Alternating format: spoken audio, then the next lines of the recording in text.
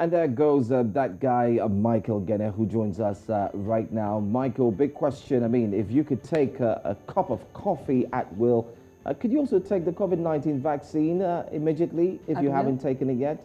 Well, it's one big question that you asked. That's another thing that so many people need to really ask themselves. Some people take coffee to stay awake and work, but the COVID-19 vaccine has been, certified to be one that would keep you safe from the pandemic. But if you can take a cup of coffee, you should actually be able to take a cup, or rather a dose of the vaccine. But good morning. Welcome to the COVID-19 update. My name is Michael, like Joe said. And let's start off with Rwanda, where the citizens of the country formally resumed monthly community work, locally known as Umuganda, after significant decline in COVID-19 infections right there in the country for the first time since the outbreak of COVID-19 on March 2020. Now, taking root from the Rwandan culture of self-help and cooperation, Umuganda, held on the last Saturday of each month, can be translated as coming together in common purpose to achieve an outcome. And about 1,500 people gathered in Bobongo, in a suburb of Rwanda's capital, Kigali, to clear bushes, drainage channels, and also to sweep the streets during the community walk.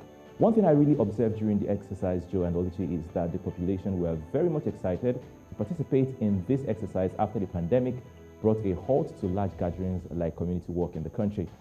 Let me also let you know that Rwanda has witnessed a fall in COVID-19 infections since the beginning of 2022. In 1998, the Rwandan government reintroduced Umuganda as part of efforts to rebuild the country after the 1994 Rwandan genocide against the Tutsi.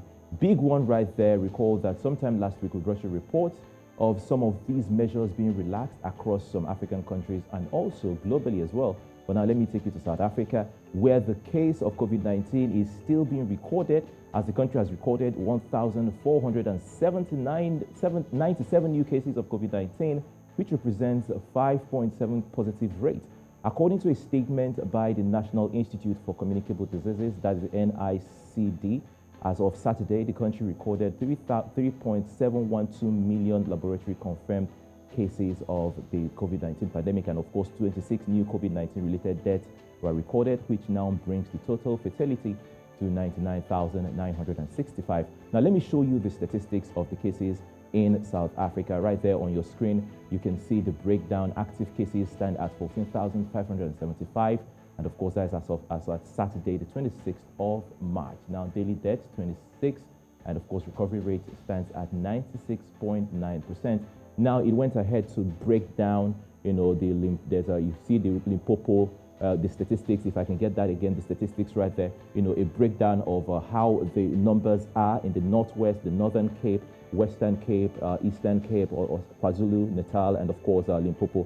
That's actually the statistics of the cases right there in South Africa, right there, talking about the COVID-19 pandemic. Also, I brought you a report last week that South Africa relaxed restrictions for vaccinated travelers coming into the country.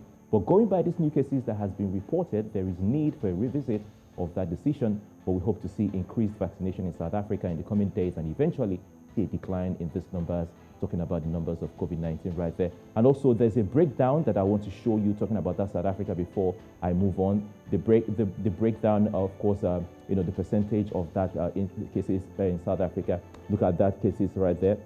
Western Cape has 27%, KwaZulu-Natal 20%, Eastern Cape 3%, Free State 3%, Northwest 3%, and of course it goes on and on and on. It's pretty important that we do what we can. And also last week, the World Health Organization came out with a warning saying that African countries should be careful with the relaxed restrictions right there, because the cases are still out there. The COVID-19 pandemic is still spreading. You just saw 1,000+ cases in South Africa, and of course the World Health Organization is actually warning that we should actually be on the lookout, because we shouldn't see it as an end to the pandemic.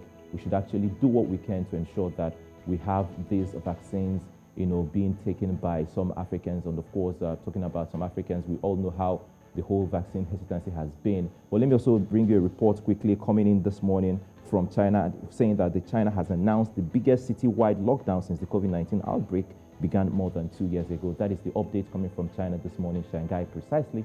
It's a lot going down there, and we are hoping that this pandemic gets to leave anytime soon, but it cannot just go on its own. You have a part to play, I have a part to play. Joe and Oluchi, back to you. Thank you so much for that update concerning COVID-19. Thank you, Michael. Thank you. Quite a summation there. My pleasure. All right. So